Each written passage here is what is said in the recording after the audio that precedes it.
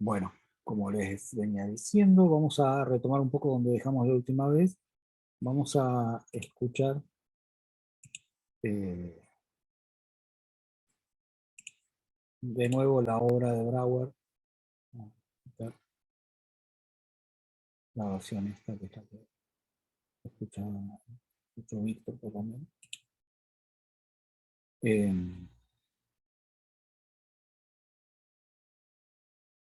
para volver a retomar el tema de la mímesis y a ver qué idea tienen ustedes de lo que pasa en relación a eso. Escuchemos un poco.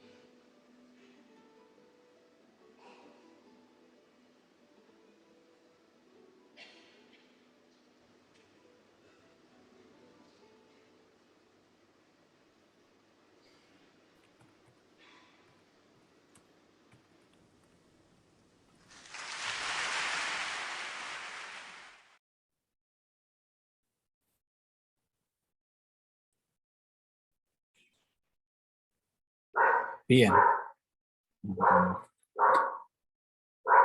Entonces, ¿por qué planteamos esto como posibilidad de ejemplo de una mímesis?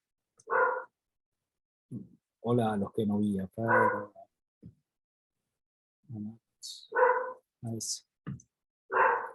A ver. Por ahora pueden contestar lo que estaban en la clase pasada.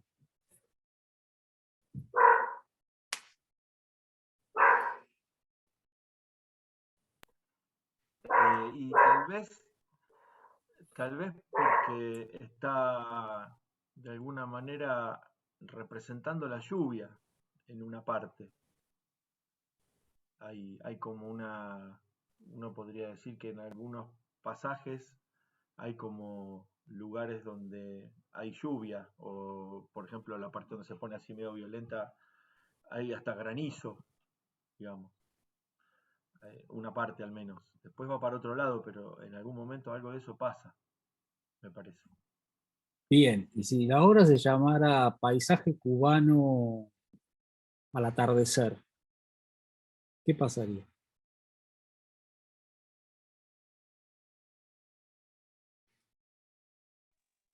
Lo cual trae Y dos, tal vez, perdón, trae dos problemas. O sea, primero, ¿está la lluvia?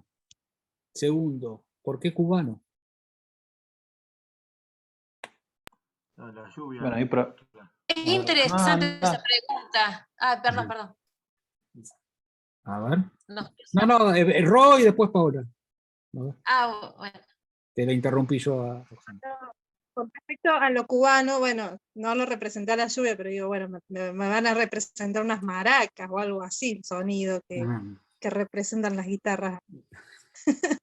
Eh, Me llevaría a eso. bueno, se parece de las películas de Disney y esa que había un brasilero, un mexicano, los tres pistoleros, no sé, y el Pato Donald. Bueno, sí, Carmen Miranda te falta y que salga con las frutas en la cabeza. Digamos que quizás es un poco, es un poco más oblicuo de la representación. Paola, a ver.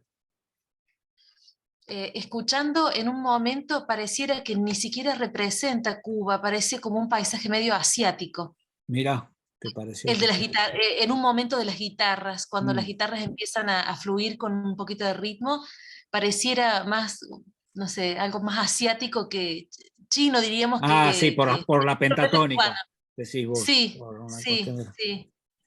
Sí. Creo que si bien sí al principio cuando parece que fuese un goteo, el toque de las guitarras, el comienzo de la lluvia, eh, por ahí capaz que se podría haber hecho más figurativo, ¿no? Como que la mímesis es una forma de hacer música imitando la naturaleza, pero de una manera figurativa, ¿no?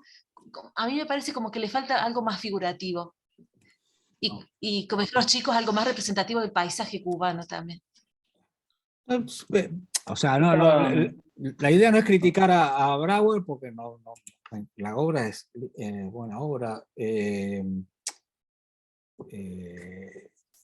La idea es ver a qué van con, o sea, hasta dónde esto de, porque vamos de nuevo, ¿qué era mímesis? A ver, alguno que haya escuchado la clase o que haya leído los textos. Lo básico, ¿qué es?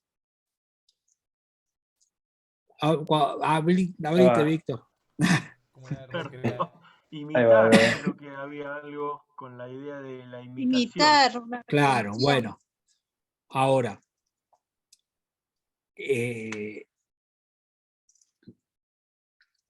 quiere decir imitar? O sea, si yo voy a imitar la lluvia, o el sonido, o sea, evidentemente sería, si voy a hacer música, sería el sonido de la lluvia.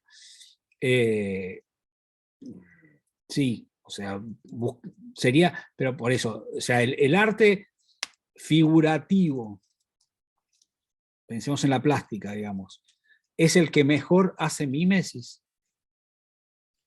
Esa sería la otra pregunta. El cubismo no hace mímesis. O, Es una recreación, pero no es una imitación, puede ser. O sea, no es literal.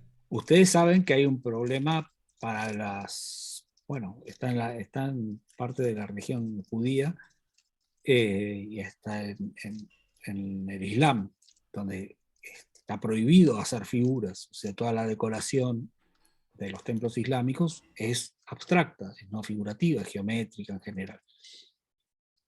¿Por qué piensan ustedes que pasa eso? ¿Se le ocurrió que estaba mal porque sí o tiene algo que ver con lo que estamos hablando? Es una representación de una idea. No, no Eh, de... Para mí tiene claro, mucho que ver. ¿Cómo, a cómo ver, explicarlo? Porque en realidad la mímesis, por lo que, de hecho el último texto de Coomaraswamy, sí, ¿ya lo leíste? me ayuda a entender algunas de las cosas. Sí, sí, me ayuda a Claro, entender muchas cosas de las que veníamos leyendo, porque hace como una relectura de Platón y algo. ¿viste? Sí. Entonces ahí me parece que acomoda algunos conceptos. Y me parece que como por ahí lo más potente de la mímesis no es la imitación literal o figurativa, sino es una cuestión quizás un poco más profunda, ¿no? Que es esta imitación de esos rasgos de ese orden primordial o Dios, como le dice Sí, este indio, digamos, ¿no? Y me es- imagino que por eso está prohibido imitar ciertos símbolos, ¿no? Porque si vos haces una imitación, no me acuerdo cómo decía Platón, pero una imitación como sí, la imitación de la imitación, digamos, claro. medio que estás como bastardeando ese sentido profundo de eso que estás tratando de imitar. Bueno, ahí estamos entrando en el tema, digamos. O sea, la, hola Ana, ¿cómo estás? Eh, lo que es, lo que pasa a ser significativo para el tema de Platón o para el tema del Islam es qué es la creación, digamos. O sea, y en principio, quiénes son posibles creadores y qué es la creación. Porque para la base, esta cuestión del Islam está prohibido hacer figuras porque sería intentar hacer lo que hizo Dios, y intentar ponerse en el lugar de Dios sería blasfemar contra él. Entonces, ahora no sé por qué Dios no hizo los pentágonos o las otras cosas, o sea, que esa sí es una idea de Platón, que Dios, o Dios, o en el mundo de las ideas están también los pentágonos. Con lo cual, Platón tampoco le parece bien ponerse a dibujar un pentágono, porque también sería una versión degradada de esa versión ideal que está en un otro lugar. Ahora, eso es el tema que nosotros tenemos que resolver en relación a esta obra. O sea, hay una parte del arte occidental, pero extrañamente, que sucede en los griegos, en la escultura, y luego pasan bastantes años antes de que se vuelva a retomar algo así. Vuelve a pasar en el Renacimiento, y hay un auge en el Renacimiento, donde no extrañamente empezó esta cuestión de la anatomía y de la búsqueda de cadáveres para investigar cómo eran los cuerpos realmente y dónde estaban los músculos y una serie de cosas. Y eso duró hasta el principio del siglo XX, digamos. Ya el impresionismo, estamos hablando del arte pictórico, que es el que tiene una relación, si se acuerdan, de algo de semiótica, más icónica con, los modos, con las referencias, ¿no? Que lo que serían las referencias. Pero sin embargo, ¿por qué no solo los pertenecientes al Islam, sino o sea, ustedes vieron esculturas de África o vieron cerámicas precolombinas? ¿Por qué el perro no parece un perro? ¿O por qué en África el señor tiene la cabeza así alargada o tiene, bueno, eh, unos senos así gigantes? O, o en el arte bizantino todo estaba sin perspectiva y con configuraciones bastante estereotipadas. O sea, ¿Por qué? Piensa.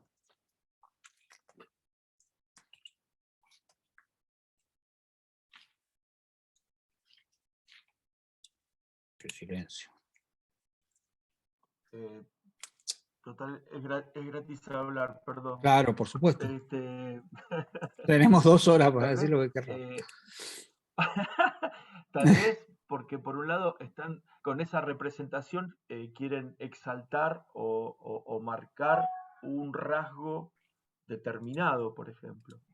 Perfecto. Y Puede- entonces, pu- ¿cómo se lleva eso con la mímesis?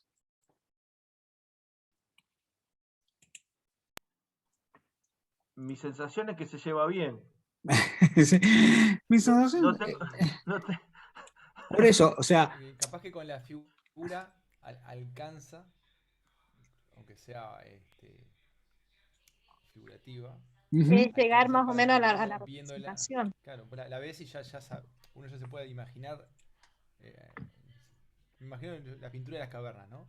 ujú, Yo veo el palito del macaquito sí. dibujado y ya con eso me alcanza para yo saber que eso es una persona que está cazando.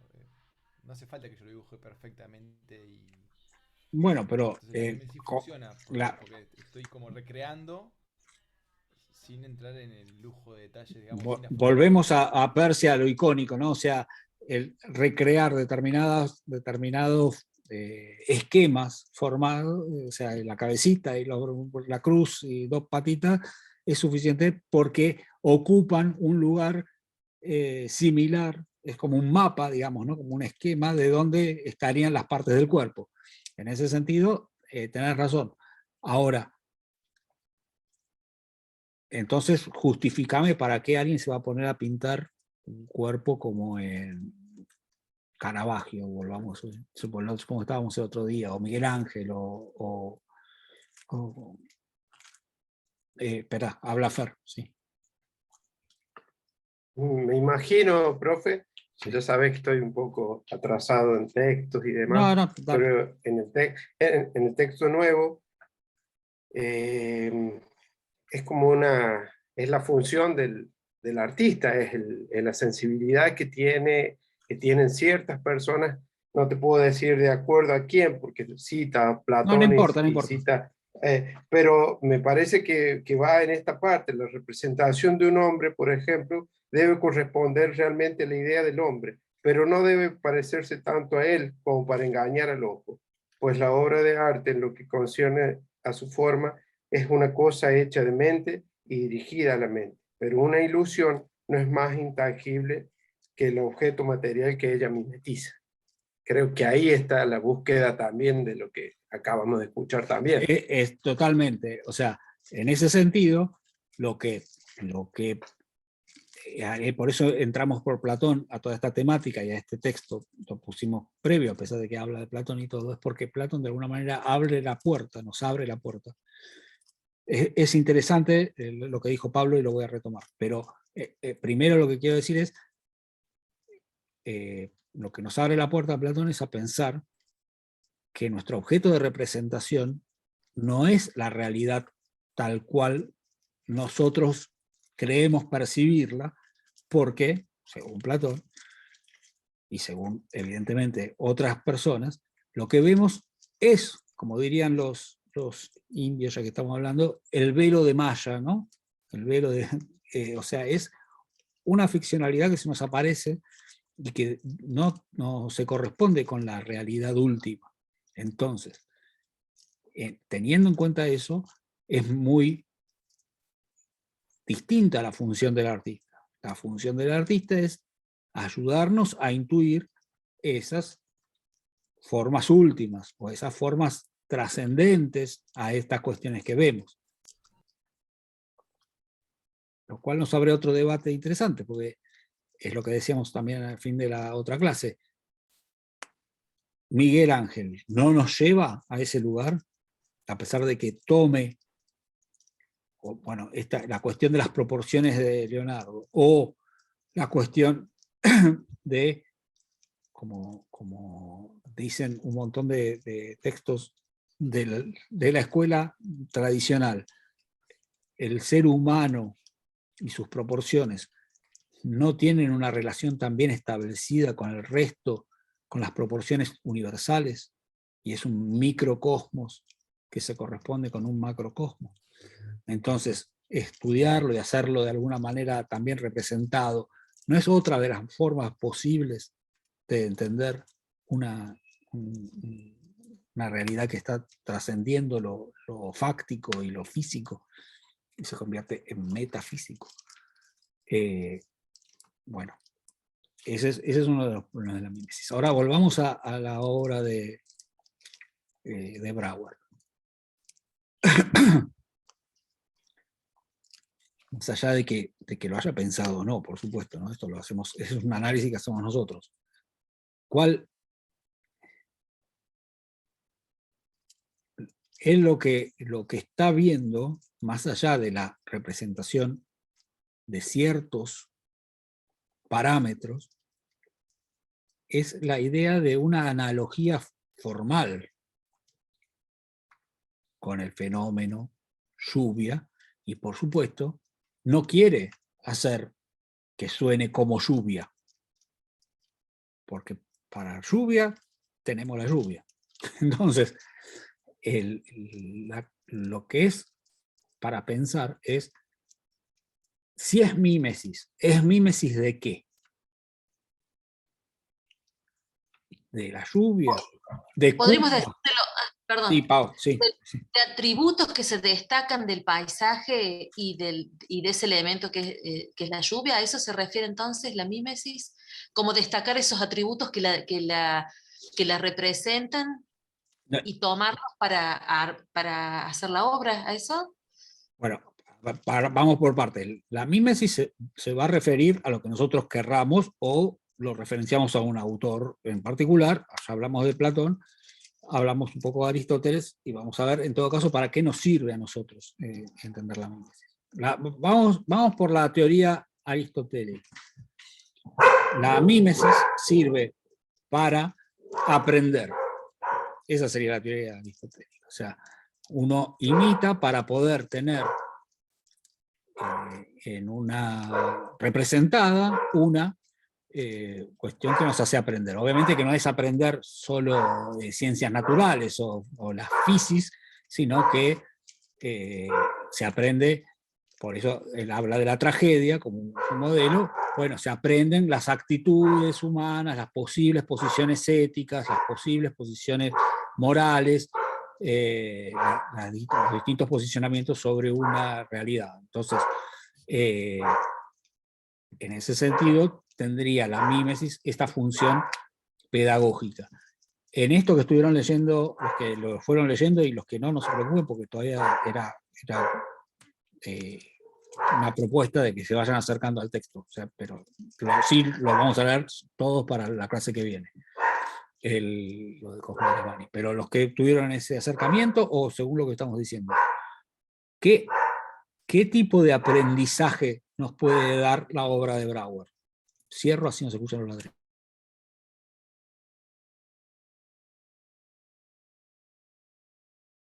¿En qué sentido adoptaría esta cuestión pedagógica? Y yo siento que hay algo como de la manera de obrar de la lluvia que está como en la obra, digamos, ¿no? Como no está la lluvia en sí, pero sí hay algo como de este arco que suelen tener las lluvias, digamos, ¿no? Si uno se pone a pensar, digo, ¿no? Como, bueno, la lluvia empieza, está bien, a veces empieza de golpe, ¿no? Pero hay como muchas veces la lluvia empieza como con un leve goteo, después tiene un momento de intensidad para luego después calmar, ¿no? Hay como si fuese un aprendizaje de ver cómo funciona, ¿no? Que un poco pienso eso en función de lo que dice, de varias citas que hace, ¿no? Hay una que hace de Tomás de Aquino que dice, Sí. el arte es la imitación de la naturaleza en su manera de operación, ¿no? Uh-huh. Y él habla de la naturaleza como algo más profundo, ¿no? No como Sí. como el árbol se le caen las hojas, sino de Dios, inclusive, ¿no? Habla un poco de eso. Entonces pienso en eso. Después hay una parte de lo cubano que quizás para yo como ver qué me sucede con la mímesis y con lo cubano debería de ser cubano, digamos, ¿no? Para entender por qué está lo cubano, porque yo siento que eso se me escapa un poco porque sí, no sé. yo creo que que está bueno la cita que traes de Tomás de Aquino. Yo creo que sí, que sí nos enseña la naturaleza en su modo de operación, en definitiva, eso no nos sirve solo para aprender cómo comportarnos, que si empieza a gotear y llevo paraguas porque más adelante va a llover fuerte, sino que de alguna manera nos explica de qué forma suceden un montón de cosas en el mundo, incluyéndonos a nosotros mismos. Esta cuestión de que, porque nosotros somos parte de esa operación de la naturaleza. Entonces, ese concepto del hombre inserto en la fisis, eso para usar ya que estábamos con los griegos, palabras griegas, o sea, el hombre es fisis en los griegos todavía, que es algo que se pierde en todos los otros autores que veníamos leyendo, o se pierde, es distinto, digamos, en esos autores que estábamos leyendo, como Baumgarten, Kant, Leibniz, ahí el hombre observa la naturaleza, pero la observa desde un lugar diferenciado que permite calcularla. Esa va a ser la gran crítica que hace Heidegger a todo esto.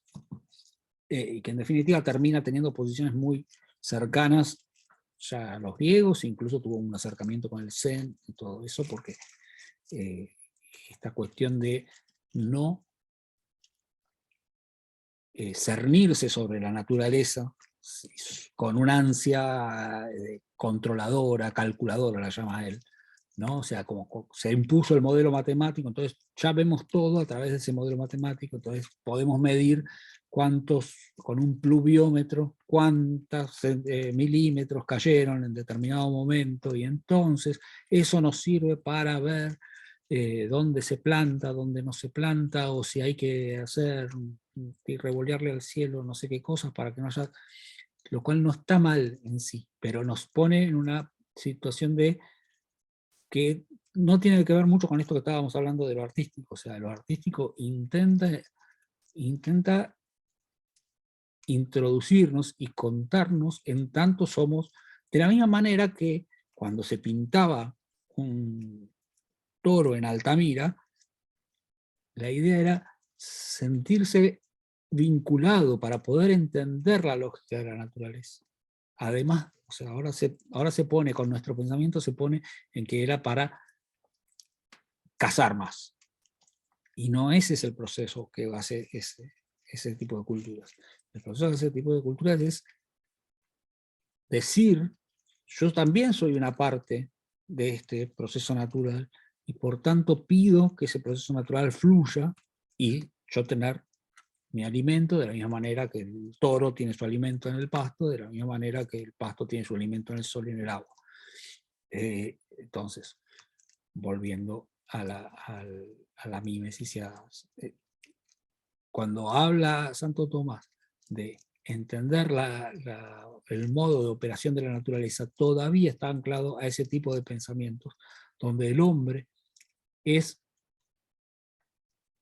uno más dentro de lo que es la naturaleza. O sea, es un ens creator, digamos, o es un ens naturata, no naturans. O sea, el ens naturans de Spinoza, ¿cierto? Es el que, aquel que puede informar. En cambio, el hombre todavía tiene que sentirse como parte de las cosas que fueron creadas para el mundo. Y el artista, entonces, su función es entender el modo en que la naturaleza opera. Todo eso tiene, entonces, esa mímesis es otra cosa, o sea, es una forma de acercamiento, es una imitación para entender qué subyace tras cualquier fenómeno. O sea, se da por sentado que hay algo que subyace a ese fenómeno y que no es algo, como decía en los textos de Kant, bueno, algo que mediante la lógica y el razonamiento se va a poder acceder, porque esa lógica y la forma del conocimiento implican una separación, y la aplicación, como decía Kant, o sea, lo reconocen ellos, de los modos de conocimiento, esto que dice que son precondiciones el espacio y el tiempo para entender las cosas, que eso nosotros se lo imponemos a la naturaleza. Bueno, la forma del arte es una forma distinta de intentar entender, o podría serlo. O sea, el arte moderno, por supuesto, que siguió la misma lógica que la forma de conocimiento moderno, pero el arte tradicional, y eso va a aparecer en el texto de este señor, está buscando qué es lo que sustenta a todos estos fenómenos y en qué punto eso nos permite igualarnos, entendernos a nosotros mismos mientras entendemos a los otros, porque somos parte de esa misma dinámica. Bien. ¿Aparece algo del tema de la catarsis en esta obra o en donde ustedes quieran? ¿Qué entendieron de la catarsis? Sí. Yo creo que sí, que hay algo. A mí me quedó algo de los textos que leímos la otra vez, donde hablaba que la catarsis era como representar algo sin pagar el costo, digamos. Sí. Lo entendí así. Entonces,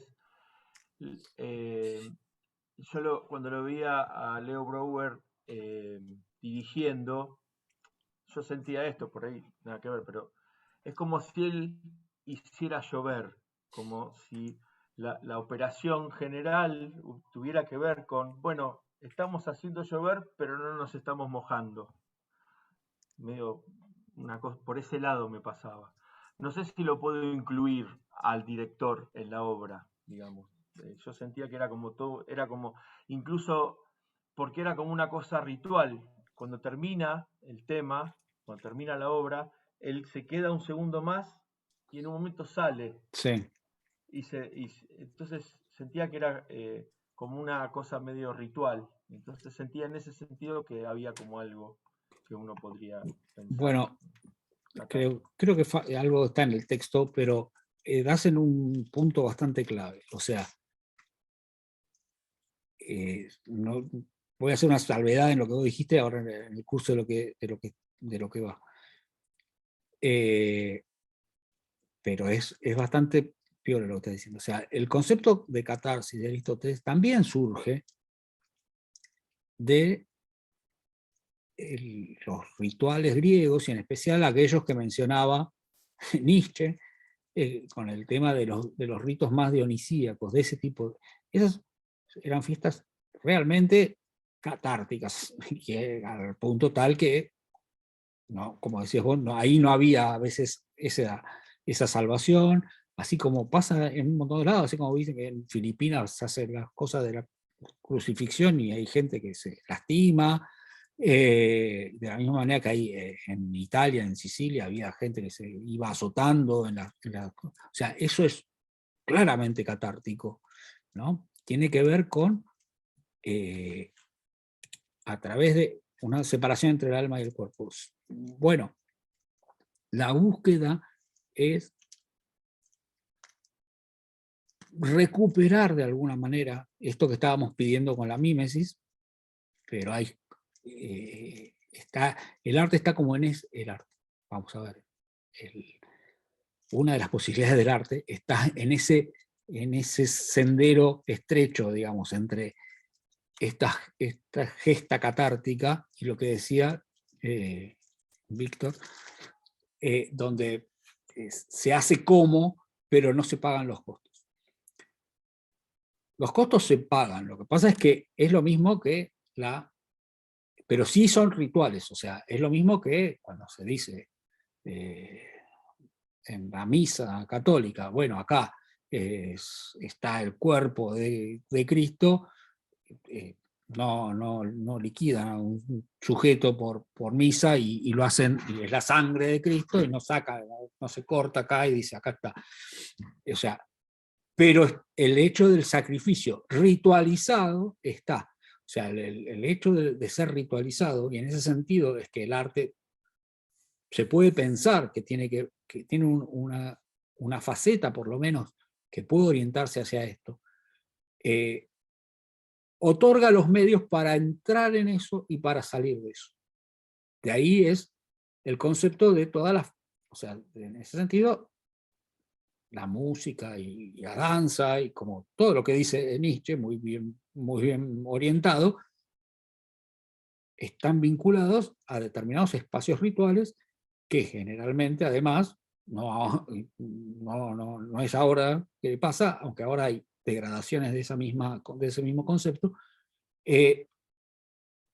tienen un espacio y un tiempo definidos, ¿no? O sea, el lugar para irse es la fiesta del solsticio, y ahí vale todo, y vamos para adelante, termina el otro día, recogemos algunos, en las fiestas más antiguas, alguno habrá quedado en el camino, porque hay incluso, no sé, todavía hay acá en los Andes combates rituales, ¿no? Donde de una tribu contra otra tribu se pelean a mano limpia, qué sé yo, y bueno, hasta no hace tanto moría gente cada tanto, o sea, o se quedaba lastimada gente. O sea, ¿por qué? Porque, como bien plantea Víctor de alguna manera, es necesario un sacrificio, y eso de ese sacrificio hablan muchas de las religiones en ese sentido, ¿no? Eso podrían ver algunos libros de Campbell que hablan de esto. O sea, siempre está esta, y por eso es catártico, digamos, ¿no? O sea, catártico es hacer que aparezca esta posibilidad, que es la posibilidad de aquel que traspasa ciertos límites naturales, y entonces logra una comprensión distinta de otras realidades que son ulteriores. Jesús, bueno, sí, lo matan, o sea, se deja matar, se supone, va, conoce otras cuestiones y vuelve. O sea, está el ritual explicado en 3 palabras. El Orfeo, y bueno, va, se le muere la mujer, baja, dice, bueno, vengo a recuperar esto, bueno, está bien, sí, si canta esto, tiene que vencer depende de la versión, tiene que vencer en un torneo a no sé quién, bueno, sí, vuelve, y vuelve él con todo el conocimiento, pero sacrifica porque la mujer no la puede traer, porque la mujer se da vuelta y queda atrapada. O sea, está el sacrificio, y siempre hay una cuestión de sacrificio, hay que sacrificar la vida, o un simulacro de la vida, digamos, o sea, pero uno supuestamente va a la iglesia, digamos, a entregar una serie de cosas que no funcionan, supuestamente, para tener un renacer. Y ese renacer implica primero una muerte, ¿no? Entonces hay un sacrificio, y bueno, y el muy explotado tema de las donaciones o de los diezmos, sacrifico parte de mi patrimonio para supuestamente tener una muerte. El arte, para muchas formas, implica algún tipo de participación en este tipo de ritual. Por supuesto, el arte moderno está lejos de este concepto. Sin embargo, en el romanticismo, esto aparecía bajo la forma de el artista incomprendido, ¿no? El que, tuberculoso y todo, se sacrificaba por la belleza, por su arte, ¿no? Con Chopin entrega su vida a la belleza y era un incomprendido, Beethoven mismo, o sea, todos tienen esa aura. Y tiene una cuestión, de nuevo, sacrificial, donde solo se puede acceder a esa belleza sublime a partir de haber entregado, o sea, la comprensión de realidades ulteriores que implican la posibilidad de traer esa belleza a partir de esa noción.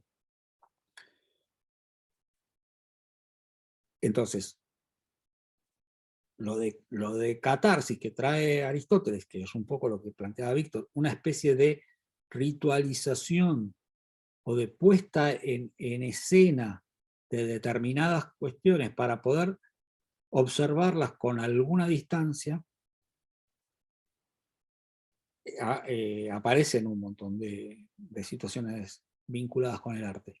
En la música, generalmente se las vincula con su base más material, que sería las formas corporales, la danza, o, bueno, o sea, y sí, si ven y en formas más intelectuales, por ejemplo, las tetralogías de Wagner, o sea, la tetralogía de Wagner hablan de este sacrificio y tal, que se inmola o que tiene que ceder tantas cosas, todos los personajes de Wagner algo ceden.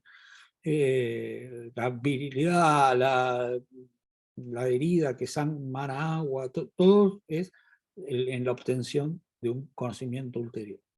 Es como que al mismo tiempo se tematizó esta cuestión del sacrificio, se tematizó y se hizo explícita en muchas obras de arte, ¿no? Pero sí, implica, la catarsis hace eso, esa puesta en una situación de observabilidad, cosas que habitualmente no podríamos observar. ¿Hasta ahí venimos bien? ¿Alguien quiere preguntar algo?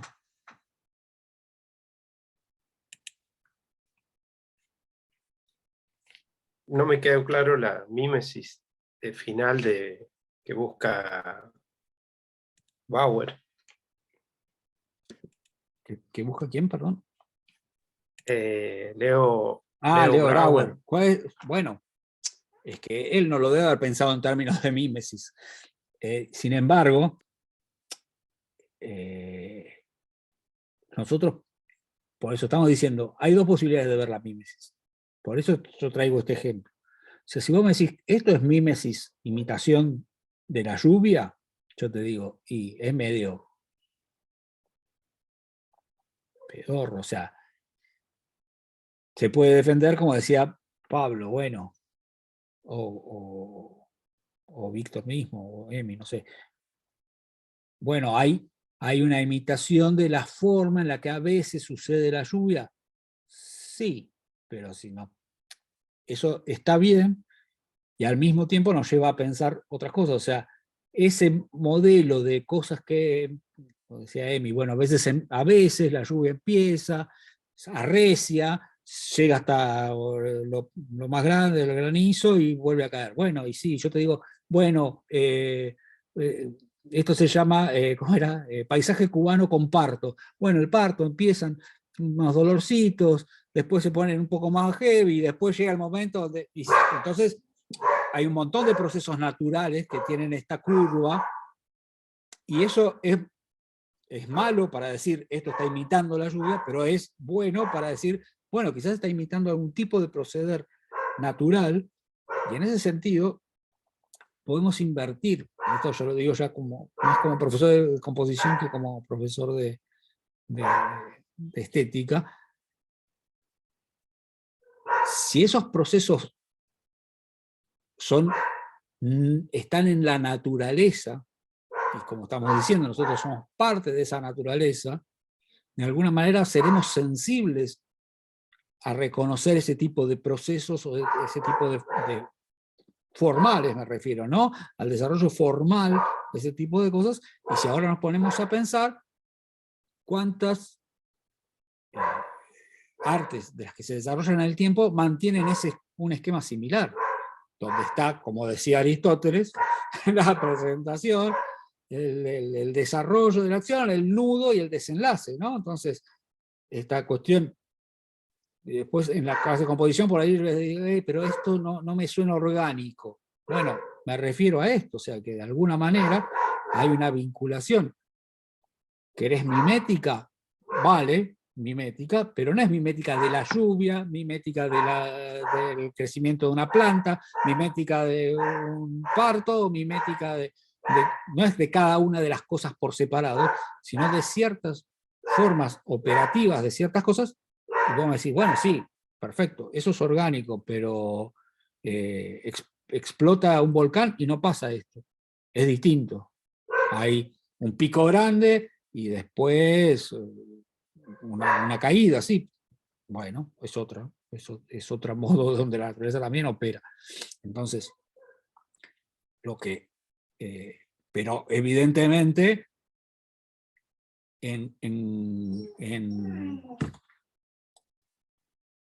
estadísticamente, un volcán es más raro que un codo, o un paro cardíaco, digamos, ¿no? O sea, que son cosas que no operan en ese. Bueno, a veces los paros cardíacos habría que verlos, algunos sí, pero son más graduales, pero hay algunos, una ACV, digamos, ¿no? Caminando de ping, quedaste ahí. Bueno, tiene otro formato. Entonces, bueno, tenemos ya varios modelos de naturaleza para ir eligiendo, ¿no? O sea, pero es claro que si yo veo que una obra se presenta, se establece, empieza a desarrollar sus elementos, esos elementos entran en algún tipo de tensión, esa tensión genera una especie de momento determinante, se resuelve esa tensión y termina, voy a decir, me sentí bien con este decurso temporal, porque de alguna manera tengo eso incorporado. Y lo tengo incorporado no porque me lo hayan enseñado. O sea, eso es lo que no reconocen algunas vanguardias, digamos, ¿no? O sea, está perfecto que haya vanguardias y que tengan otras ideas, pero esto no es que me lo enseñaron y entonces yo voy a romper con esto porque quiero pelearme con la cultura. Esto tiene un fundamento que tiene que ver con hasta cómo crece cada uno. O sea, nosotros también crecemos en una forma arco, nuestras células, el pelo me crece y me quedo pelado, un montón de cosas que van pasando que tienen esta lógica del desarrollo y la declinación. Entonces, ahí hay un punto para Platón y su mímesis. Ya les digo, como lo que decía Paula, o sea, no se queden con que la mímesis es esto, la mímesis es lo que quieran que diga. Para Platón la mímesis, ya empezamos lo dijimos el otro día y volvemos a decir, no es algo bueno. Aristóteles encuentra esta vuelta y nosotros estamos encontrando esta segunda vuelta, que no la estamos inventando nosotros, sino que estamos tratando de extrapolar este concepto a otras formas de pensamiento sobre el arte, que es, en todo caso, es cuestionar lo que decía Platón. O sea, la mímesis se puede hacer solamente sobre lo que él creía que era ficticio, que era el mundo fenoménico, que en realidad ocultaba un mundo superior que estaba en otro lado. Bueno, ¿por qué te voy a hacer mímesis sobre eso si puedo hacer una mímesis sobre cosas que están trascendiendo lo que yo veo inmediatamente? Claro, ahí un poco es lo que va a traer el tema del indio Cosmar Abani, que dice, yo tengo que conocer la idea, un concepto platónico, por cierto, para poder representarla. Así, ¿yo cómo conozco eso que aparece en un plano trascendente? En ese conocer la idea puede tener cuánto influye el título de la obra. Hoy lo planteaste también. O sea, si se hubiera llamado, no sé, Las hormigas atacan. Estructuras sonoras 2, sí. Por eso digo, en este caso, para pensar la mímesis y la catarsis, ¿cuánto influye ¿no? en la música el título de la obra en este pensarlo? Por eso, el título de la obra, ¿qué quiere decir el título de la obra? Quiere decir una conceptualización hecha con otro elemento fuera del mismo lenguaje musical, sino que del lenguaje común, o del lenguaje oral y escrito, que condiciona, sí, eso es. Entonces, por eso, después, en todo caso, para que tengan en cuenta, hay que tener mucho cuidado cuando uno nomina una obra. Porque incluso le pasa esto a Brauer, o sea, en esta obra, digo, uno escucha la música o escucha la lluvia ornamentada, vamos a decir, o estilizada. Puede sumar, porque uno se puede generar una imagen y empezar a pensar en que esas gotas que caen al principio caen de una hojita que estaba húmeda. ¿no? Y se hace una imagen de selva, si quiere, porque dice cubano, o una imagen tropical, o puede ser muy limitante del acto poético, que incluye la posibilidad, por ejemplo, de pensar lo que el sonido me dispare a mí, ¿no? Entonces van a tener que tener mucho cuidado cuando titulen sus obras, porque la solución quizás tampoco es decir sin título, o opus 1, opus 2, opus 3, porque ahí también, bueno, estás poniendo también una forma medio fría, digamos, de establecer el vínculo con tu obra. Entonces, es otro problema creativo como tantos. Pero lo que yo quería decir no era tanto el problema de la idea en relación a lo que te dice una palabra, aunque me parece un buen punto para profundizar acerca de si las ideas platónicas eran conceptos, ¿no? Porque en definitiva eso es lo que terminó pasando. De hecho, podríamos decir que Kant es platónico porque defiende las ideas en tanto conceptos. Los conceptos tienen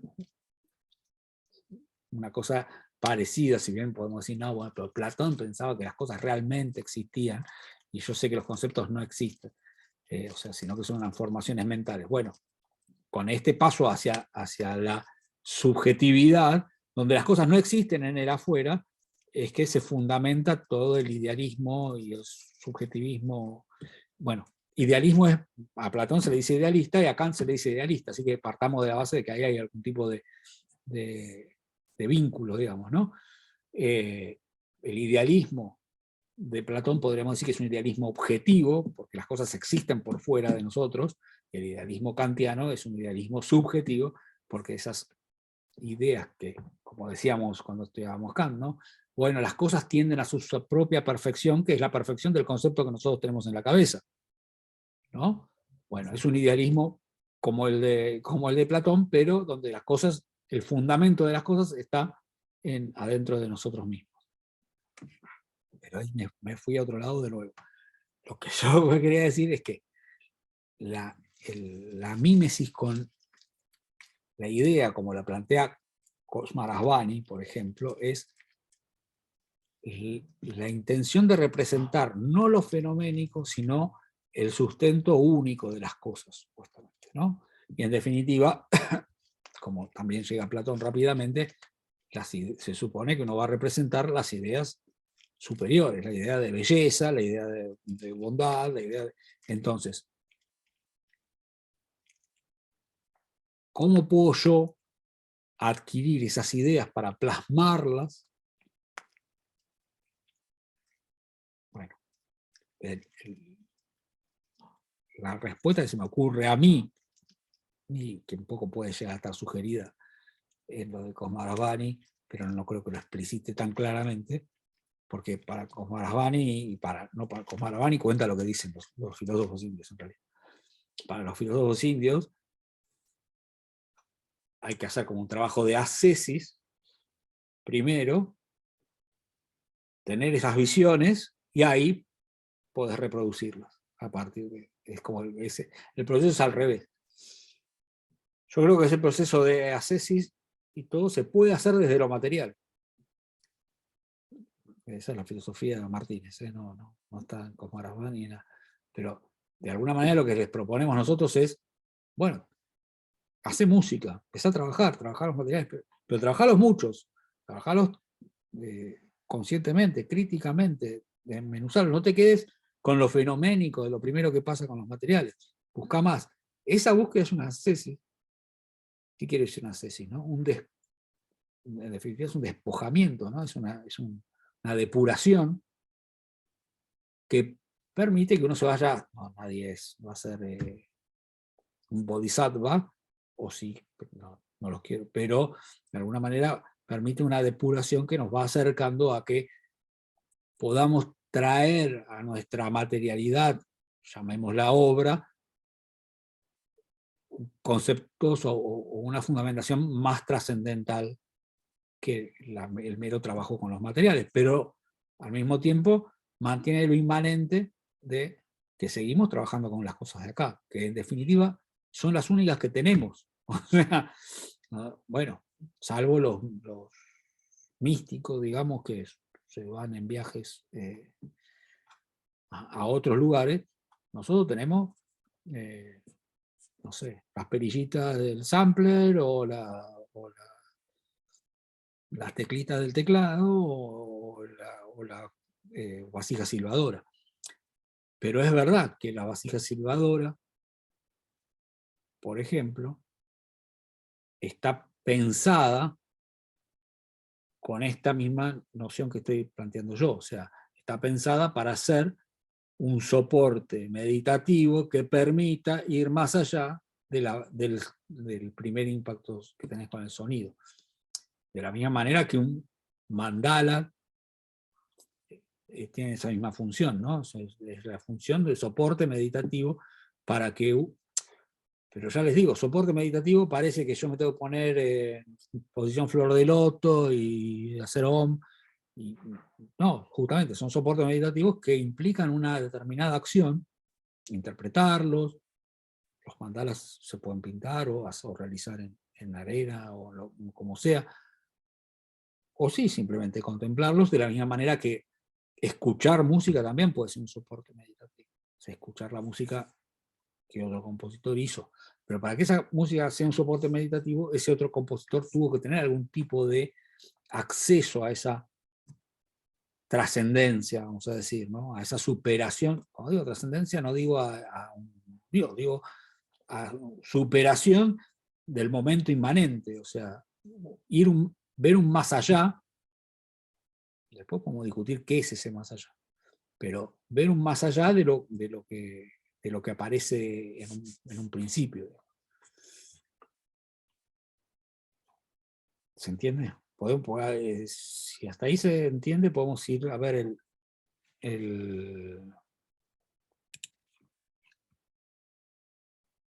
¿Me recuerdan la página donde empezaba lo de Cosmagavani? Porque se me rompió el Word. 18 a 59. Gracias. Se me rompió el Word y no puedo...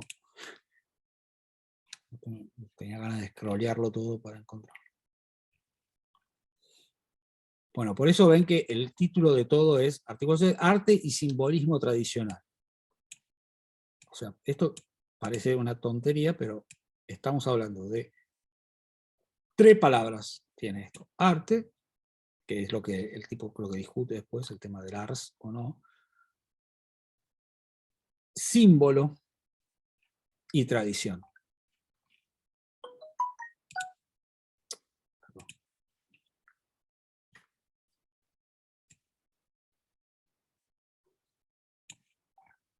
Basta. Perdón que no muteé el teléfono. Ahí está.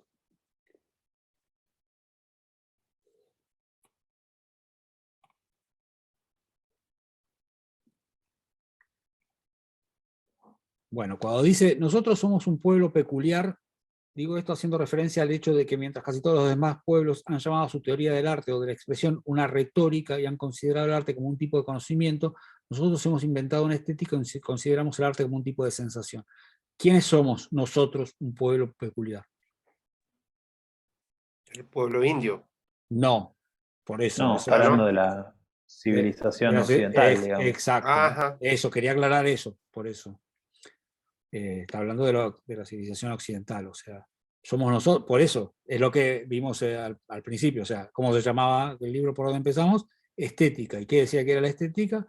Si bien hablaba, después le da la vuelta, pero empieza poniendo por la palabra, o sea, él dice, no es retórica, la retórica hablaría de las formas más eficientes de realizar arte, sería eso la retórica.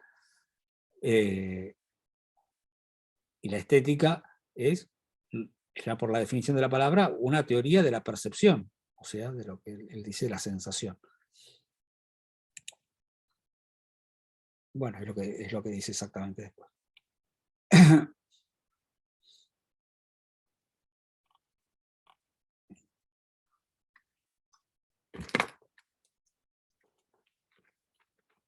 Por eso, acá es algo que yo les había adelantado, que era algo que teníamos que discutir. Y es lo que dice este hombre. Dice, así pues, nuestra palabra estética da por hecho lo que ahora se asume comúnmente, a saber, que el arte es evocado por las emociones y que tiene como finalidad expresarlas y evocarlas de nuevo. ¿Es verdad esto o no?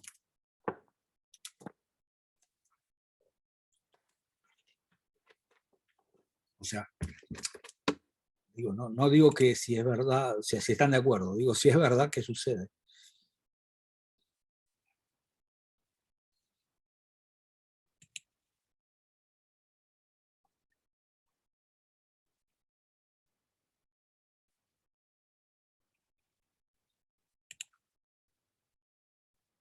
¿Contra qué se contrapondría una teoría? O sea, si el arte fuera, como dice este hombre, una estética, o sea, una actividad dedicada a condensar emociones en algún tipo de artefacto o procedimiento y obtenerlas mediante su reproducción, su exhibición. ¿Está bien? ¿Se entiende lo que digo? O sea, yo quiero transmitir mi tristeza. Voy a hacer por qué me dejó mi novia. Voy a hacer una samba que hable de mi tristeza. Condensé mi tristeza en una samba, la escucha Pablo y dice, che, me pone re triste esta samba. ¿Eso es el arte?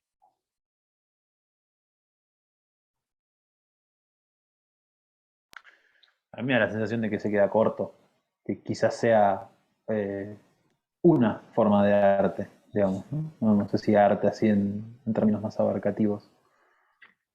Sí, yo también creo que se queda corto. Lo que, o sea, bueno, para Cosmagravani es una barbaridad. Partamos de o sea, para Cosmagravani es una barbaridad. O sea, ¿por qué? Porque de alguna manera, como quería rescatar Baumgarten y Kant, más o menos, Baumgarten después lo tiraron a la banquina, pero su idea era de que el arte era una forma posible de conocimiento. Y yo pienso lo mismo. O sea, ahora, si para no, de nuevo, en la teoría Martínez de la estética, es verdad que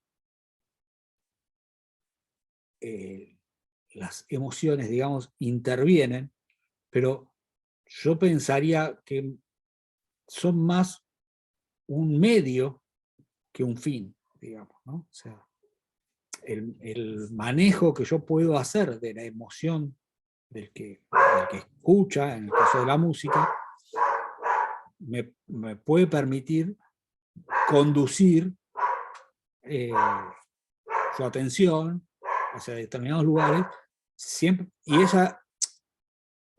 y vamos a decir la verdad, el arte sí adoptó en Occidente y probablemente, y seguramente en todo el mundo ya a esta altura, esto lo tomó como base porque, ya me pongo en crítico de las sociedades. Esto de que las emociones sean el contenido y el fin del arte. Las emociones tienen algo muy propicio para este modo, para este momento. A mí es porque son mercantilizables, digamos, ¿no? ¿Por qué son? Digamos, Sí, perfecto. ¿Por qué son mercantilizables? Está perfecto. O sea, no, estoy haciendo el Sócrates así, buscando la respuesta en el otro, no porque está bueno. Si lo llegan a sacar, está mejor. Si lo digo yo, por ahí se lo olvidan. Si se lo dicen ustedes. Se universalizan, digamos, las emociones. Bueno, se pueden producir en serie, eso es verdad. O sea, yo hago una película y pongo que al chico se le escapa el perro y lo pisa un camión, y es un estereotipo emocional. Si lo hago bien, o sea, tengo que tener cierto respeto técnico, digamos, para contarlo, y voy a generar con relativa facilidad la emoción, la tristeza, la contrición, ¿no? Que produce esa escena. Pero además tiene otra cosa que también es beneficiosa para el capitalismo en su fase, que ya siempre lo manejó el capitalismo, pero más aún ahora que tiene su fase acelerada, que es que las emociones, o sea, si uno aprende algo, eso queda casi para toda la vida, como cuando uno aprende a andar en bicicleta, ¿no? Entonces, si el arte es un modo de conocimiento, lo que uno aprende se lo queda. Las emociones pasan, o sea, hoy estoy triste, en un rato estoy más alegre, en un rato me enojo, me indigno, y en el negocio de los noticieros se debe vender 20, 30 minutos, una hora de indignación, digamos, ¿no? Entonces, tiene esto que el capitalismo necesita, que es que el consumo pueda ser reproducido, digamos, ¿no?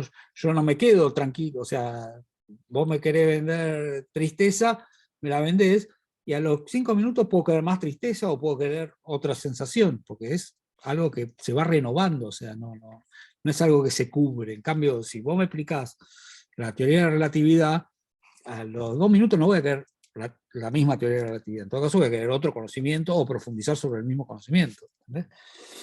Y con el arte, en tanto conocimiento, pasa eso.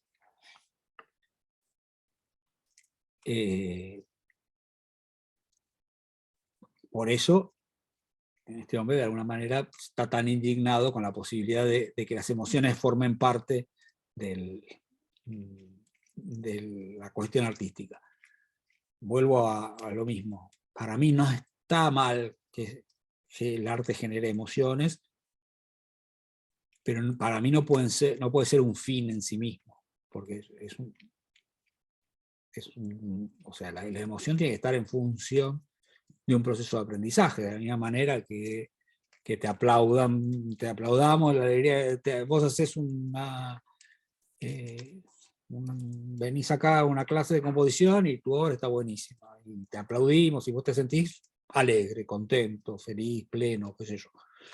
Bueno, está buenísimo que te pase, o te sentís frustrado si te va mal. Bueno, está buenísimo en tanto y en cuanto eso favorezca tu proceso de aprendizaje. Por eso parte del trabajo del profesor de composición es detectar qué le sirve a cada alumno, o sea, si ser desafiado y más bien frustrado y que siempre le digas, bueno, pero está bien, pero mejor que corrijas tales y tales cosas, o si a esa persona esa emoción no le sirve, no le es productiva, y lo tenés que alentar, ¿no? Y las sensaciones de tipo positivas le funcionan mejor para seguir produciendo. Entonces, de nuevo, la crítica a las emociones me parece, como bien dijo Emiliano, es un buen punto de partida. Parecen que son pertinentes al ámbito artístico, pero no son suficientes, digamos, ¿no? Son una de... Entonces, ¿cuál es la otra cosa? Lo que dice Cosmar Asbani es que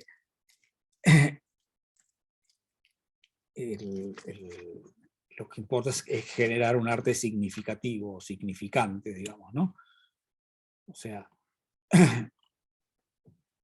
un arte que exprese algún tipo de significación, en el mismo sentido en que lo hablábamos en semiótica, o sea, nos remite a una otra cosa que no es, bueno, obviamente que una emoción sería un signo que nos remite a una emoción, sería un signo. Pero acá lo que va a tratar de pensar es que ese implica algún tipo de incorporación de conocimiento. De algún modo eso tiene vínculo con esto que lo dice varias veces, ¿no? Esta cosa de que tiene que, no me acuerdo la palabra que usa, pero algo así como que tiene que satisfacer como tanto al cuerpo como al alma, ¿no? Como, sí. Como al cuerpo, al campo de las emociones y al alma con esto más trascendental. Exacto. No, bueno, pero esa es la degradación que de alguna manera también estamos viviendo. O sea, si vos decís algo que tenga que satisfacer tanto al cuerpo como al alma en nuestro contexto, al cuerpo es el dulce de leche y al alma es algo que te ponga contento. ¿entendés? Este hombre ya parte de otra división, o sea, el dulce de leche y lo que provoca y los chistes de Corona, y no importa, los chistes de Corona o no sé, y el Gato Pardo o 8,5 de Fellini, no están para, no terminan en que, ay, me encantó, me impactó, todas esas palabras que se usan ahora. O sea, ¿en qué me modificó, digamos? ¿En qué transformó dentro de mí de una manera más estable, vamos a decir, ¿no? Más significativa? En el sentido, incorporé una cosa que antes no tenía. O sea, es lo que dice Alejandro en el famoso artículo ese que deben haber leído, o sea, el tema de la metanoia, o sea, implica una transformación. O sea, yo entro a una... Eso lo que nos pasa es que además estamos sometidos a... Hay una frase en un libro de Kundera que dice que a uno de los personajes le encantaría vivir en la época en que la música era una rosa que florecía sola en el medio de una planicie nevada, digamos, ¿no? O sea, escuchar música era algo que te pasaba una vez cada tanto, ¿no? Entonces vos valorizabas esa experiencia de una manera distinta. Ahora, por suerte, digo, por suerte, apretamos acá y ¿qué querés, Brauer? ¿Querés esto? ¿Querés? Escuchamos lo que querramos. Por suerte, no, el tema es no perder la capacidad de saber que estamos ante posibles experiencias del mismo tipo. O sea, que escuchás algo y que eso puede ser un hito, un mini hito, digo, no es que todo va a ser una epifanía reveladora, pero algo que te puede decir, che, mirá, acá hay algo que yo no tenía, no incorporaba, y ahora sí. Y hay músicas que pueden ser realmente transformadoras, o literatura que puede ser realmente transformadora, o artes plásticas, o danza, o la que fuera. Que vos decís, De hecho, hasta hace una comparación con los alimentos, ¿no? Como hasta se aparta por momentos del arte como lo entendemos, y él habla como, bueno, esto de que según su perspectiva prohibiría las películas de gángster que hacen de héroe al tipo que es malo, digamos, ¿no? claro, O a los alimentos que están modificados. Eso es platónico, completamente platónico. O sea, ahí ven, por eso es que yo traía a Platón y les decía, guarda, porque Platón de acá para acá, en la historia europea es una cosa, Platón tomado para otras culturas, y donde estaba parado Platón, se vinculan con muchas cosas. O sea, Platón tenía eso. O sea, ¿cómo vas a...? Es lo que a Aristóteles le dije, bueno, no lo pongamos tan rígido, pero dice, ¿cómo vas a poner un personaje que es un sorete en una tragedia? ¿No es que la gente va a decir, entonces se puede ser sorete? Ese vínculo está. A mí no, me parece que, obviamente, que se pueden usar gángsters en la película, y hay obras de arte en películas de gángsters. Pero habría que encontrar qué es lo que te están contando. O sea, porque en definitiva las películas de gángsters son películas de relaciones humanas, como todas las películas que aparecen de nombre, y esas relaciones humanas, en definitiva, donde sustentan sus éticas, por ejemplo, es algo para pensar, y esa ética es, de nuevo, trascendente, implica un código social, implica algo más, hay una pregunta sobre el bien y el mal, hay un montón de cosas que surgen a partir de eso. Entonces, por eso hay dos cosas que ya había dicho la clase pasada. Una es que el estilo de este tipo nos va a chocar de alguna manera en algunas cosas, porque es un estilo que está muy lejano del pensamiento que nosotros tenemos, mucho más relativista, digamos. Y creo que lo que importa es más que nada ver de qué podemos usar y ver si en todo caso nos abre alguna ventana que nosotros no estamos pescando. Y esto de que el arte implica algún tipo de conocimiento de algo que no pareciera estar a la vista, por lo menos algo que en nuestra época no aparece como evidente, como inmediato, me parece una linda puerta.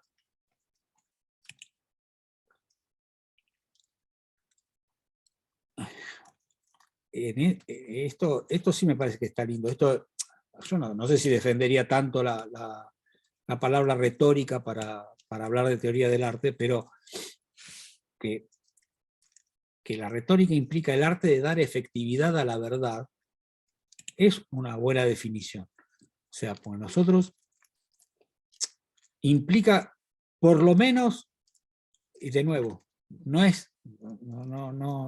sé si voy a estar de acuerdo exactamente con lo que dice el tipo, porque en lo que él dice pareciera ser en dos pasos, y yo creo que el paso es uno solo, pero, o sea, el primero sería saber la verdad, y después expresarla de forma efectiva, ¿no? Y yo creo que lo que pasa es cuando uno hace arte, o cuando hace muchas actividades humanas, es que va adquiriendo la verdad en la medida en que trata de hacer efectiva su transmisión, ¿no? Entonces es una cosa mucho más sinérgica, si se quiere, o dialéctica, donde uno, es lo que les decía, uno se pone a trabajar con el piano, con el sikus o con la computadora, y no sabe cuál es la verdad. De hecho, hay una verdad que nadie puede saber, digamos, y que eso sí, si querés hasta podemos entregarle una versión contemporánea, digamos, en algo solo en eso, pero parecido al psicoanálisis, en el sentido de que uno no sabe su verdad siquiera, ¿no? Entonces, parte del trabajo artístico es ir develando la verdad propia, que uno cree saber, porque uno está construido por un montón de cuestiones que lo exceden, su socialización, su lenguaje, su historia personal, las verdades o circulantes en un determinado medio, los medios de comunicación, todo lo que ustedes quieran. Entonces, ir desmontando todas esas capas sin abandonarlas, porque nadie va a dejar de ser quien, o sea, toda esa historia, digamos, tiene un efecto, pero poder ponerlas en su justo lugar o suspenderlas mínimamente para ver quién uno es. Entonces, parece que estoy hablando de psicoanálisis, pero se puede hacer a través del arte. Y de hecho, digamos, es lo que garantiza esa búsqueda de verdad, como en definitiva, como decíamos antes, no somos mónadas, otro término de Leibniz, que cada uno es diferente, pero al mismo tiempo encuentra una base común donde expresando lo más auténtico que logre uno mismo genera ese impacto en los demás. Eso.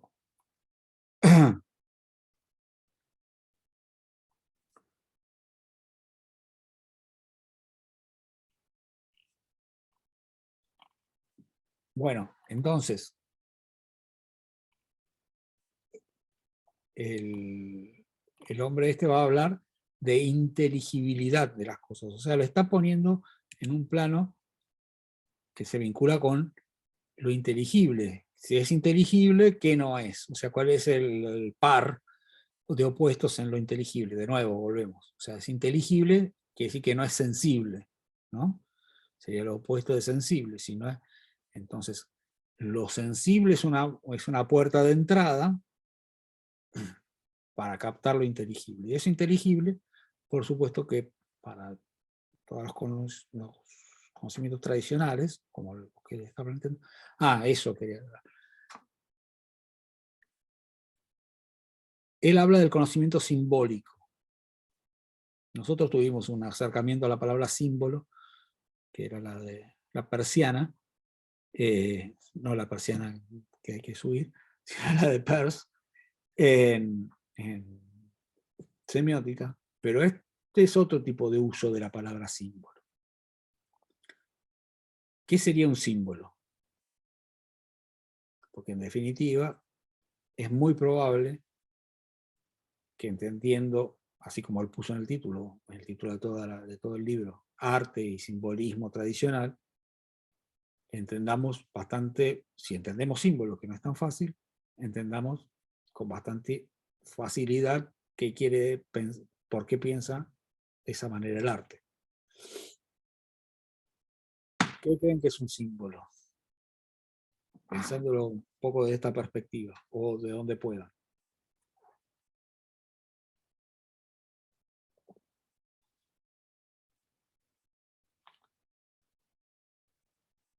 ¿Y por qué un símbolo? Por ejemplo, ¿cuál sería la diferencia entre signo y símbolo, por ejemplo?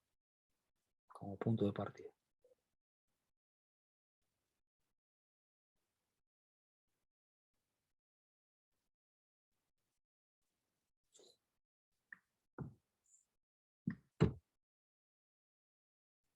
Vamos, un valiente que diga cualquier cosa.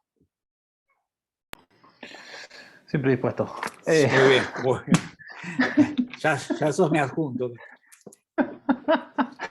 No, estaba pensando si no tiene que ver con esto que él repite varias veces de estas,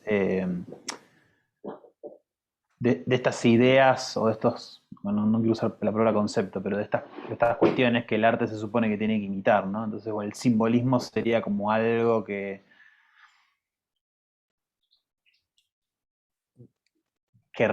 no sé si la palabra representa, pero que representa esa cuestión o ese modo de operación de la naturaleza que se supone que el arte tiene que imitar, no sé si se quiere. Digamos. No sé si fui muy claro.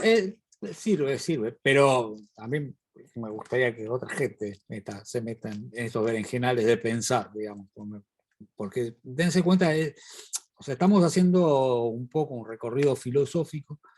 Cuando hablamos, nos damos cuenta, como le pasó recién a Emi, de la dificultad de cada palabra. Estás diciendo algo que tiene sus implicancias, y entonces si decís esto, si yo digo, un símbolo es un signo, pará, ¿es un signo?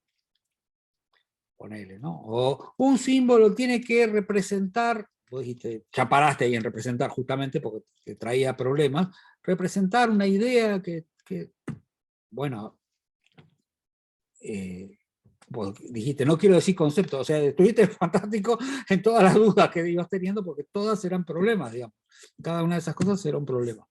Yo mismo tendré que revisar seguramente lo que vaya a ir diciendo sobre el mismo símbolo. Pero, si yo te digo que qué diferencias hay entre el signo y el símbolo, es que algo hay en común. El signo es posible, si concebimos a la música como una idea, la idea es parte del signo en la representación. Tenemos la idea, por ejemplo, en el caso de la mímesis, tenemos la idea de la lluvia, pero no es la lluvia, la estamos representando. Ok, perfecto. Eso tenemos, ahí estamos bien con el signo, estamos bastante cercanos a esto que estás diciendo vos. El signo. Bueno, o sea, partamos de la base del ejemplo más fácil. Yo traigo, vos decís, yo tengo la lluvia,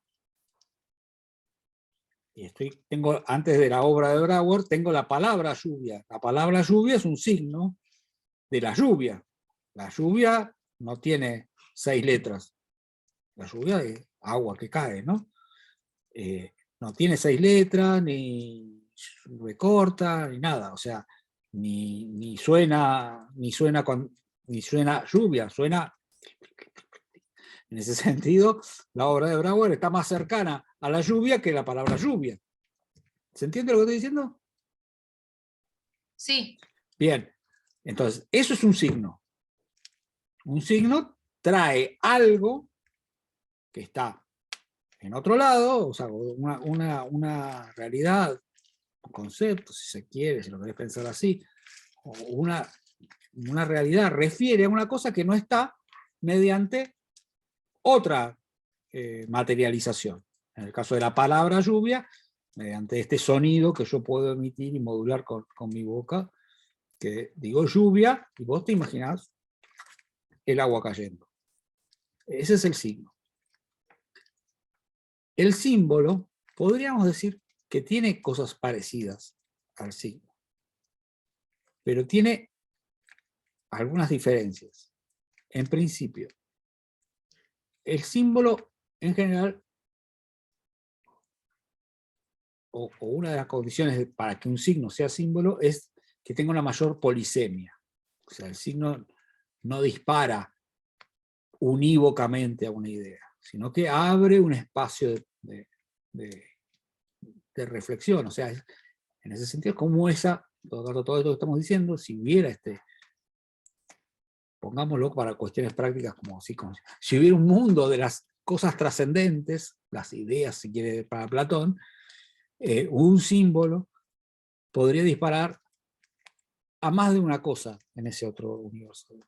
Las ideas trascendentes, que seguramente tienen que tener algún tipo de vinculación en esta cuestión de que hay un montón de cosas que análogamente se organizan en conspiraciones, vamos a decir. Otra cuestión del símbolo es que algo de lo aludido tiene que estar presente en la materialización. O sea,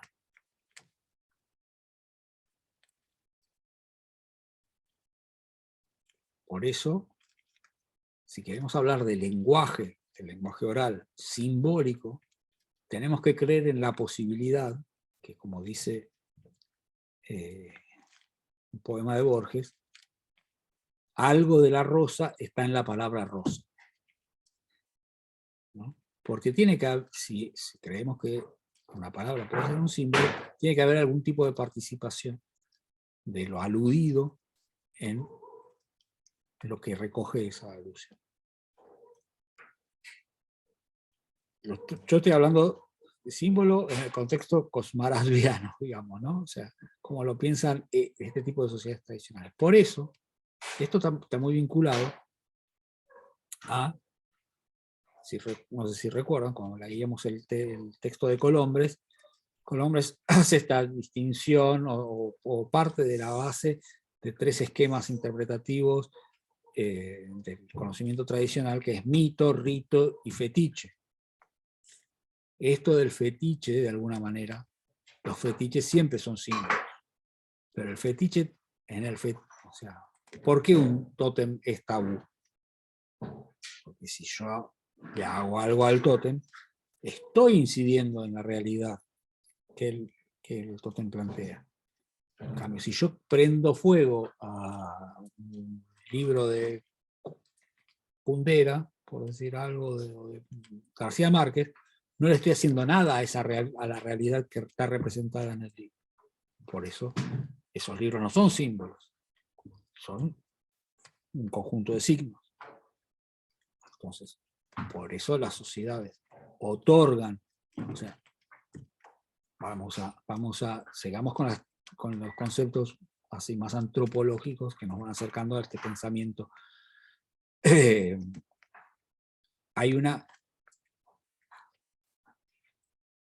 intensificación de la significación que permite que ciertas cuestiones funcionen como símbolos.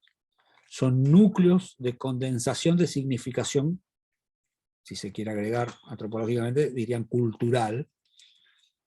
Nosotros podríamos decir que se extiende incluso más allá de ciertas culturas, porque hay un montón de símbolos que se repiten en culturas distintas. Pero no importa. Sí, profe, Pau, por sí. ejemplo, en el caso volvemos al ejemplo de la obra que escuchamos recién, algo simbólico hubiese tenido que ver con la parte de la tímbrica, que hubiesen utilizado instrumentos propios o autóctonos de Cuba. No hay forma de prever lo simbólico, digamos. Para que lo simbólico funcione, tiene que generarse un ámbito ritual, vamos a decir. Si un ámbito ritual sucede, las representaciones materiales pueden convertirse en símbolo de otra cosa. En el ámbito profano, vamos a llamarlo, un par de palitos cruzados no significan nada. En el ámbito ritual, 2 palitos cruzados es la cruz donde murió Cristo y significa además la unión entre lo trascendente, lo vertical, con lo inmanente, que es lo horizontal, y un montón de significaciones que se aplican sobre la cruz. ¿Se entiende? O sea, el símbolo solo funciona, no funciona si no hay una participación en la...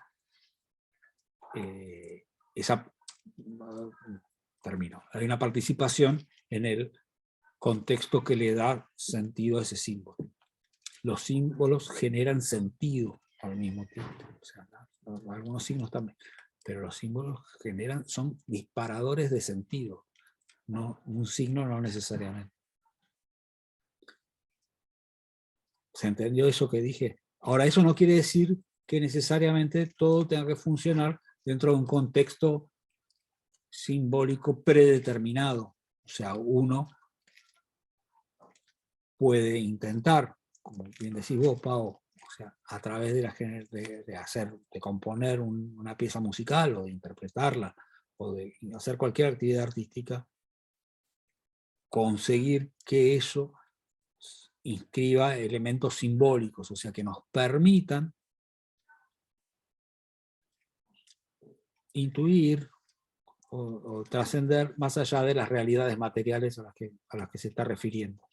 En este caso, si la música está de Brauer, no sé, nos hiciera entender que atrás de la lluvia hay otro tipo de realidades que la sustentan, o sea, está claro que si un palo de lluvia en el marco del ritual de la danza de la lluvia es un símbolo.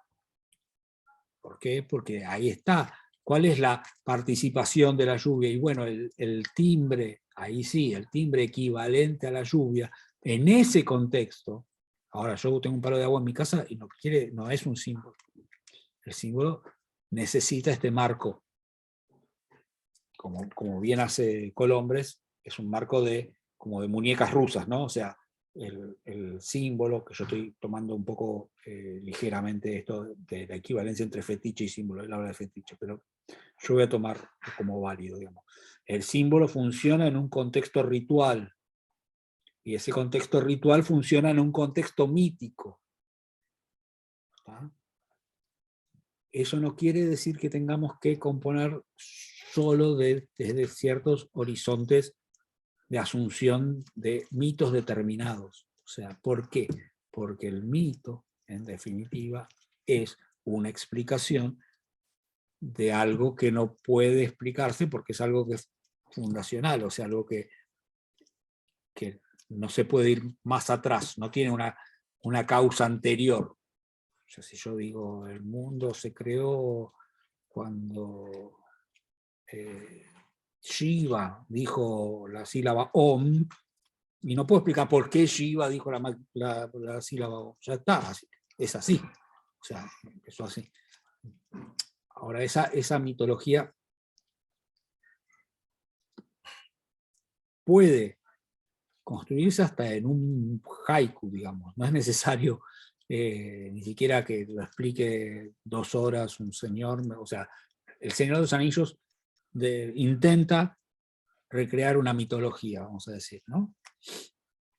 Presupone, las acciones que suceden dentro de la novela presuponen un marco, un horizonte mítico. Después cada uno dirá si lo consigue o no lo consigue. Como yo lo leí a los 11 años, lo consiguió. Si lo leo ahora, no sé si lo consigo. Pero o sea, hay una capacidad de establecer símbolos y generar al mismo tiempo toda esta necesidad este contexto, rito, mito, todo que necesita verticalmente para convertirse en algo simbólico que se puede dar a partir del compromiso que uno, compromiso es una palabra muy vaga, a partir de la conciencia que uno tiene, ya te dejo la hora, en la construcción de la materialidad de eso que está generando, digamos, ¿no? Pero sí, un poema puede convertirse en un símbolo, porque lo lees y enseguida te genera una elevación, o te puede generar, o sea, se presenta como un camino epifánico, vamos a decir, ¿no? Que implica una revelación de una realidad que no estaba, que no está incluida del todo en las palabras que lo componen. Claro. Una pregunta, se me ocurrió Dos. recién. Si Sí. la obra de Brouwer, por Sí. ejemplo, se usara para que, en un contexto ritual, para que lloviera, ¿se convertiría en un símbolo?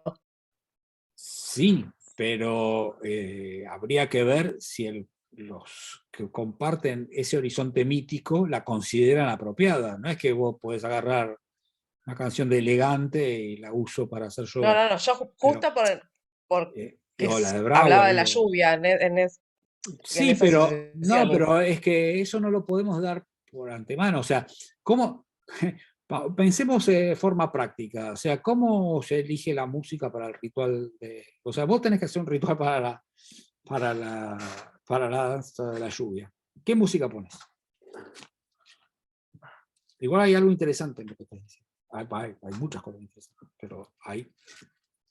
Acá, lo acabamos de leer en lo que decía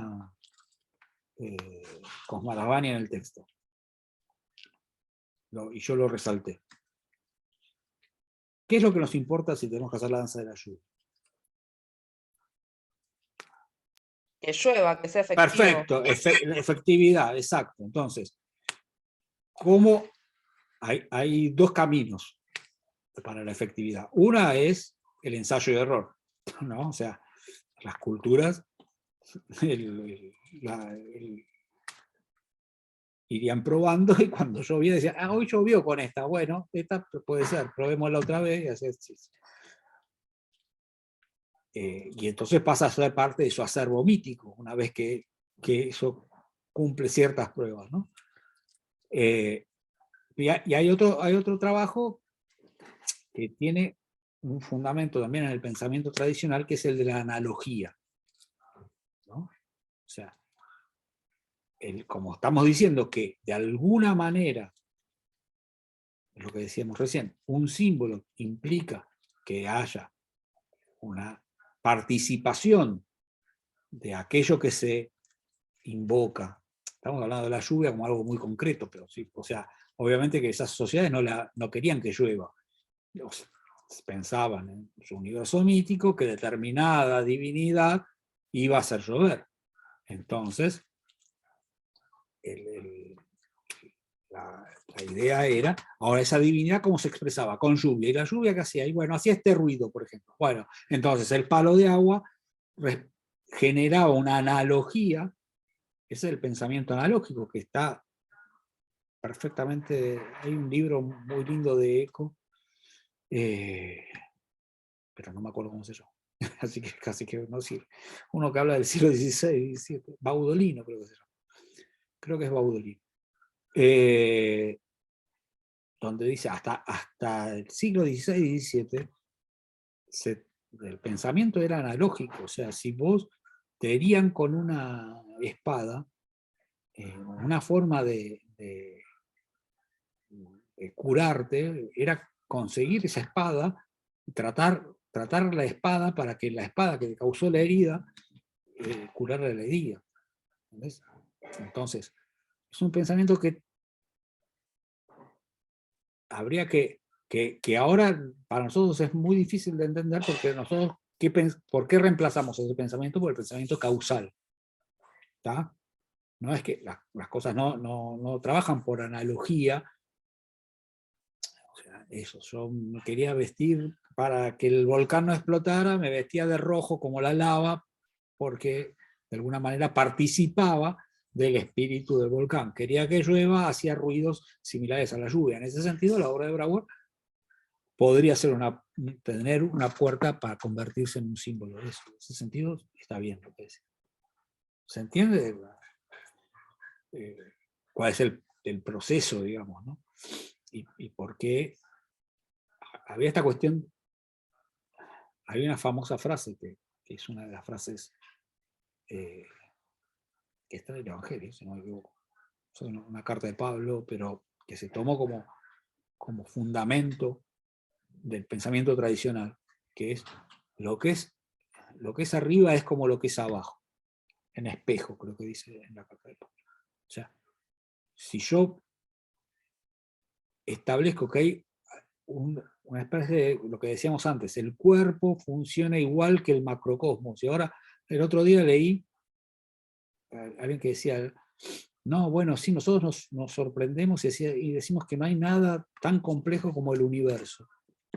Y estaría buenísimo que lo tuviera para mostrárselo. Y dice, pero no es tan así, porque podemos hacer una equivalencia en un montón de cosas, y tiraba data científica, o sea, realizada con esta lógica causal, donde establecía patrones analógicos entre la complejidad del universo y la complejidad del cerebro humano.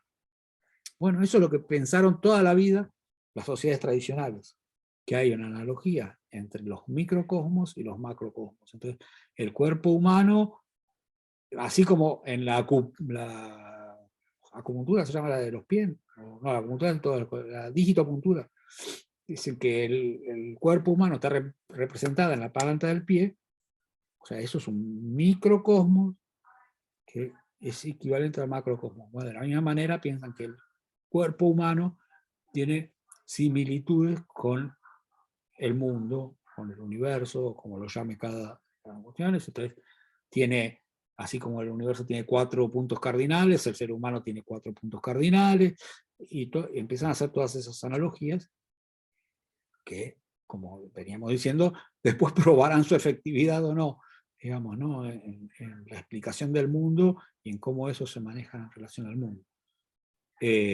Pero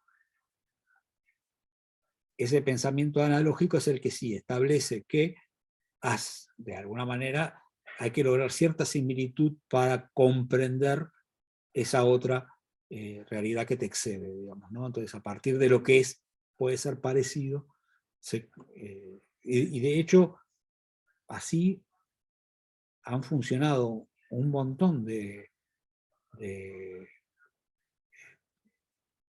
herboristas, digamos, ¿no? De botánicos, buscando plantas que tuvieran forma de cosas, y increíblemente se han descubierto un montón, estoy hablando de conocimientos tradicionales, o sea, de cosas que sin embargo todavía funcionan. Y la gente ahora dice, no, bueno, ¿ves? Porque esta planta tiene el compuesto pirulo, y eso es lo que en realidad te cura. Bueno, sí, pero tenía forma de corazón y te hacía bien al corazón. O tenía no sé, forma de dedo, y entonces, yo no digo que salgan ahora a buscar cosas parecidas pero es una lógica que ha funcionado mucho tiempo y que de alguna manera daba respuestas a un montón de cosas. Ya les digo, o sea, estamos quizás cometiendo un error pero es muy difícil hablarlo de otra manera, en ser muy concreto. Estamos hablando de la lluvia, como de la lluvia, de si tocan la guitarra, o sea, es probable que, más allá de que muchas veces estas equivalencias también se dan en esas microformas, es muy probable que todo tenga una relación un poco más abstracta, ¿no? O sea, las equivalencias y las analogías se den en un lugar un poco más, eso, percibiendo como hablábamos al principio. Esta obra funciona, como decía Emi, bueno, porque imita el movimiento que puede llegar a tener una lluvia a partir de que empieza a gotear hasta que se pone más arrecia de otra manera. Bueno, ese tipo de cosas funcionan, pero así se estudian los símbolos. Los símbolos en general proceden por analogía. O sea, todos los tienen algún concepto analógico, que es la manera en la que nosotros decimos, o sea, es la cara opuesta de lo que yo digo, que el símbolo debe participar de alguna manera de la realidad que representa. ¿no? Por eso. Y los símbolos después terminan siendo casi todas las cosas humanas, o sea, el árbol es un símbolo, para cada cultura va cambiando un poco, pero no tanto, de qué es símbolo un árbol, o sea, un árbol es la vinculación entre lo terrestre y lo celestial, y obvio, si sale de la tierra y va para arriba, entonces no puede decir que no participa ese símbolo de lo que, de lo que quiere ser representado. Entonces, si vos haces un árbol, y la cruz es una forma del árbol, ¿y qué hace? Une lo terrenal, el Hijo, con el Padre que está en el cielo. Bueno, entonces, pero no es que está pensado a partir de, ay, que vivo soy, sino que está tratando de establecer analogías reales o analogías palpables para traer a presencia, no desde lo intelectual, sino desde lo vivencial, realidades que son más difíciles de percibir dentro del mundo de esta dimensión. Entonces, ya que son las 10 de la noche, lo que estaría bueno es que todos, para la vez que vienen, lean. Con eso yo les voy a subir un pequeño cuestionario, poquitas preguntas, pero que hablen de los conceptos que están en el texto este de Cosmar Asmani. Y así ya terminamos con esta unidad introductoria, que se hizo un poco larga, y empezamos a hablar de qué, justamente, de qué es la música. Y a ver si es fácil definirla y por dónde iríamos. Así que a ver si sabemos a qué nos estamos tratando de dedicar. Bueno. Pero leamos este texto porque es el que de alguna manera contrapesa todo lo otro que veníamos leyendo y abre las dos perspectivas para que tengan las dos visiones. ¿Sí? ¿Alguna pregunta? ¿Fer? No. Sí. Bueno, entonces nos vemos el martes que viene.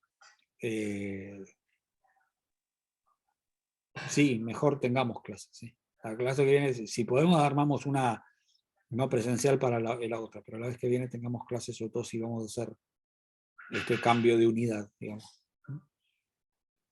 Dale. Nos vemos el jueves que viene y lean el campus, así subo las preguntas. Las preguntas son una guía, digamos, para ver para que ustedes entiendan el texto, no para que lo entreguen y esté bárbaro el texto, sino para que se organicen. O sea, busquen las respuestas a esas preguntas, sé yo que leyeron por lo menos los conceptos principales. ¿Está bien? Bueno, nos vemos el jueves, el martes. Gracias. Martes. Gracias, profe. Chao, Chao a todos. hasta luego.